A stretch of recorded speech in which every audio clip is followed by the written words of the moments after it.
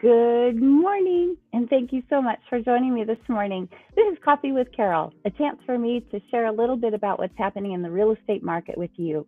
You know, one thing that I am not so concerned about right now are the national statistics. So many times we see on the news different things, and the headlines read what's happening in the nation.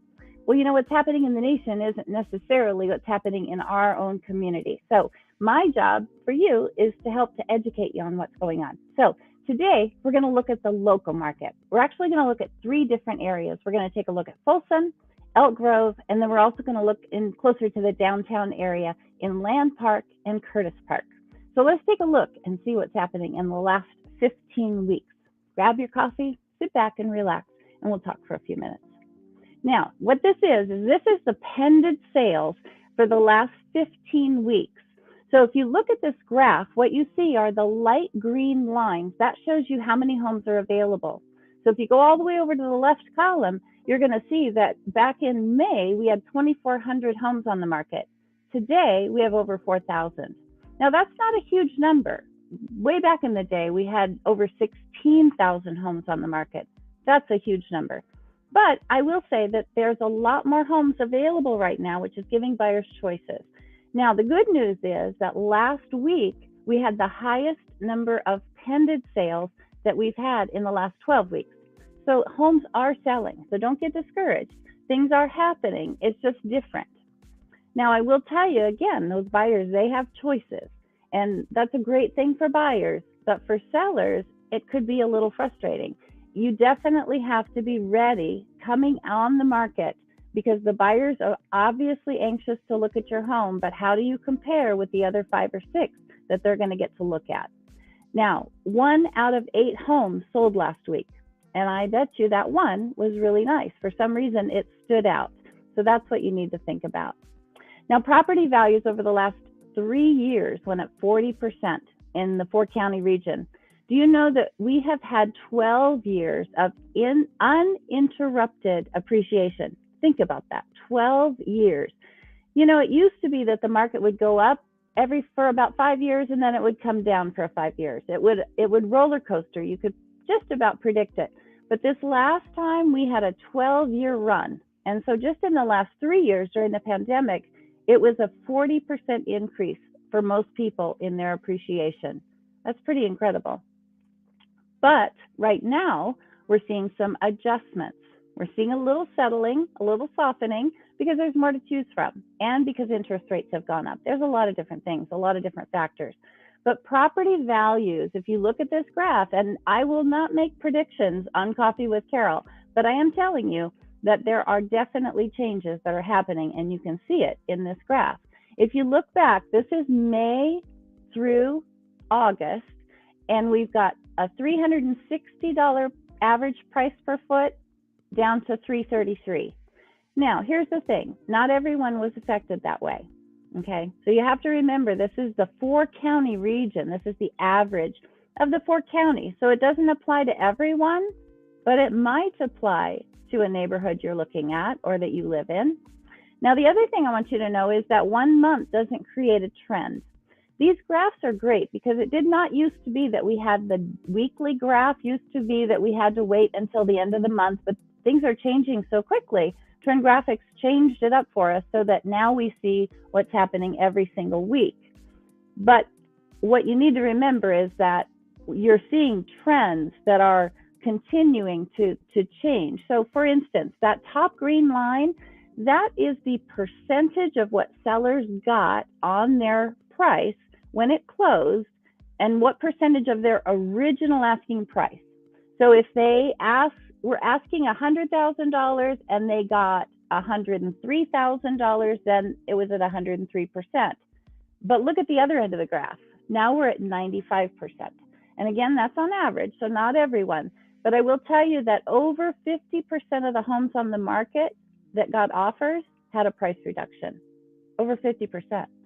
So perhaps they came out a little too aggressive or they were motivated, but I think honestly, they were the success story. And that's what sellers have to pattern after. They have to look at the solds. They cannot look at what's available necessarily because those are not success stories. The bottom line, the orange bars, That's how long it's taking homes to sell. So if you looked in May, we were taking 14 days. If the graph went a little bit further back, it was taking 7, 8, or 9 days. And honestly, it only took 7, 8, or 9 days back in February, March, because sellers were stalling, trying to get all their offers together. But now it's taking 29 days. So yes, the market has shifted. There is no doubt in my mind, looking at the trend and looking at the statistics, and these are closed facts. These are not guesses. Remember that these are averages though. So the total in each zip code that helps determine the value, but it's not always the story of that one home. There could be a unicorn. There's always that one house that has everything you're looking for. And yes, perhaps that one is going to sell for a little bit more. Or maybe the seller priced it right to begin with, and you need to really think about how badly do you want that house. But most of the time, this is going to be based on supply and demand. And so if the supply is great and the demand is fewer, then you really need to be looking at the big picture and figure out what's the right price. Okay, so let's look at Folsom. In the past 3 years, Folsom had tremendous appreciation. Now, Folsom is very, very popular among buyers. There's a lot of great things that are happening in Folsom.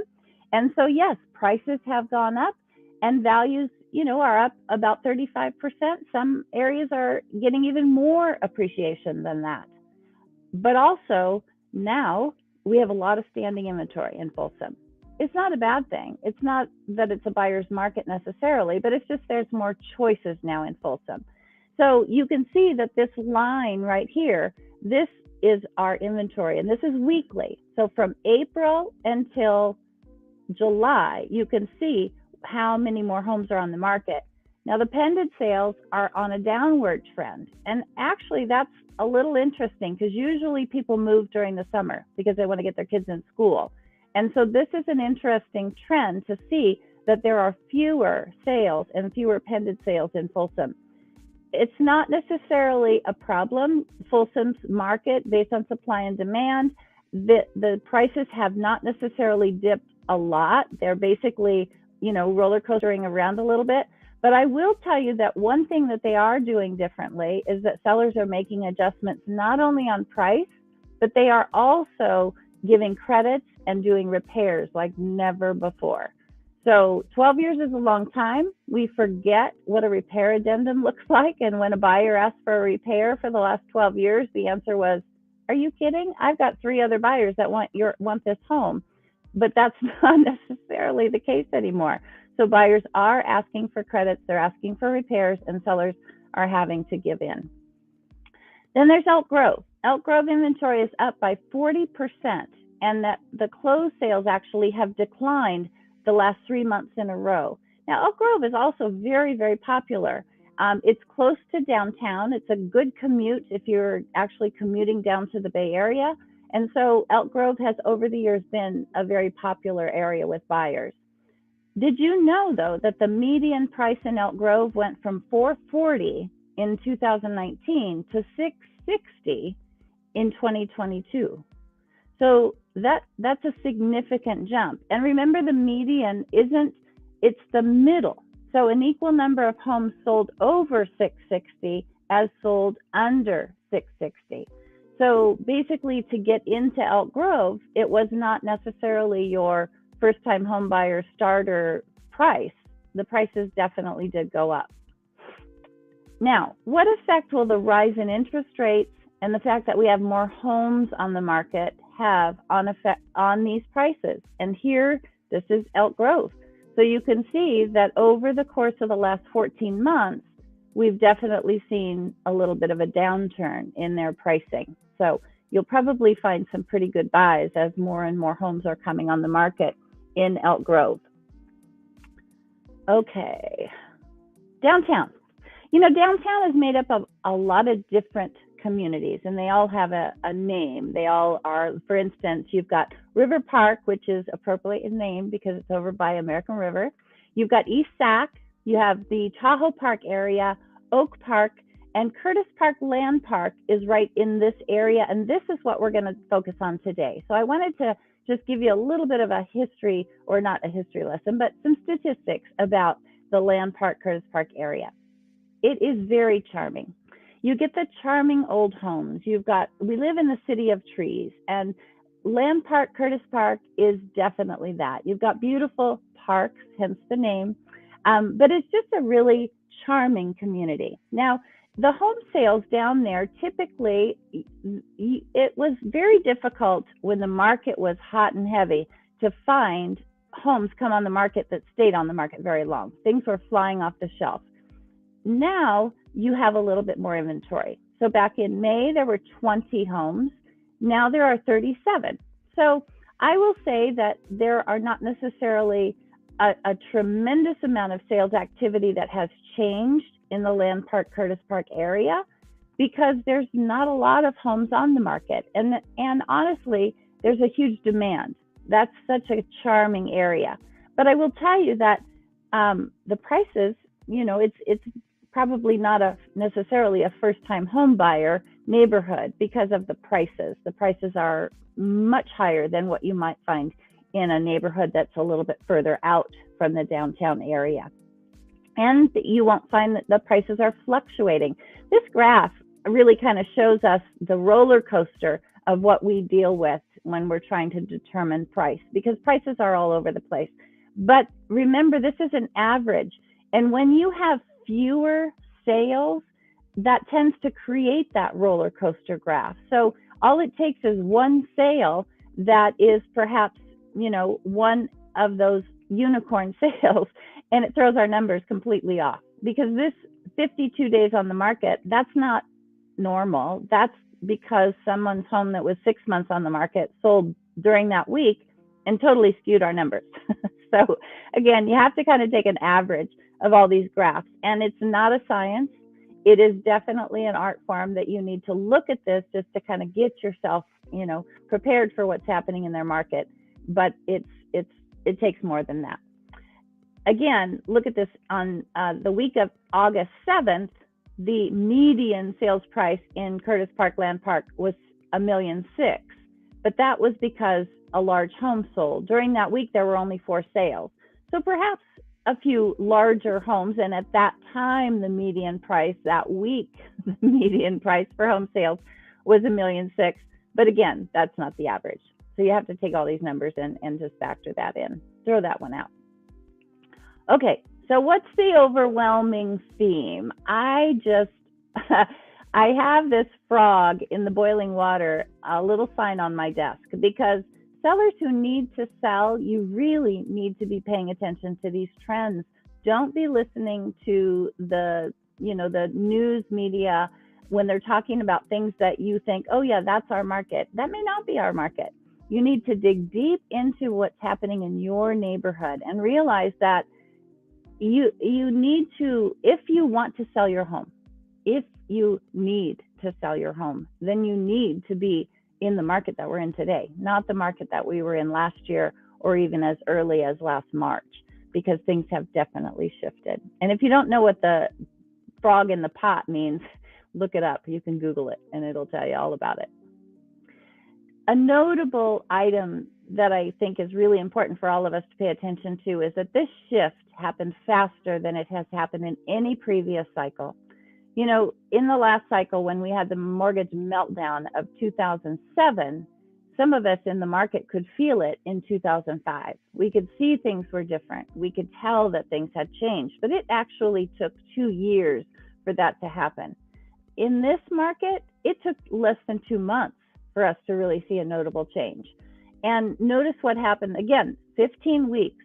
Overall, in the 4-county region, we went from sellers getting 103% of their asking price to 95% of their asking price, of their original asking price, meaning they took some price reductions along the way. We went from it taking 14 days on the market to 29 days on the market in 15 weeks. That is not very long. So that's the thing for you to understand. And here's the other thing. Here's what experts are saying about interest rates, because we're predicted to have another interest rate increase before the end of the year. So this is from the Deputy Chief Economist at Freddie Mac. He says, it is difficult to foresee how future expectations may shift in response to events So the direction and the magnitude of the impact is impossible to predict. The predictable component is already priced into market rates. Now, a lender may know what that means, but quite frankly, what does that mean? So I think honestly, we just need to take this one day at a time. And if you're a buyer and you see something you want to buy it. Get in the market, get a home. It really is the American dream. But I'm just telling you right now, this market is a little unpredictable, but you need to be looking at these graphs. And if someone tells you that prices are not coming down, please ask them to show you, ask them to prove it to you. Because not in all areas, maybe in some, but certainly not in all. And finally, if there's a specific area that you're looking for, if there's information that I can help you with, please message me in the chat. I am here to help you, happy to show you properties, happy to sell your home, and we'll get you the most that we possibly can. But most importantly, make it a great day.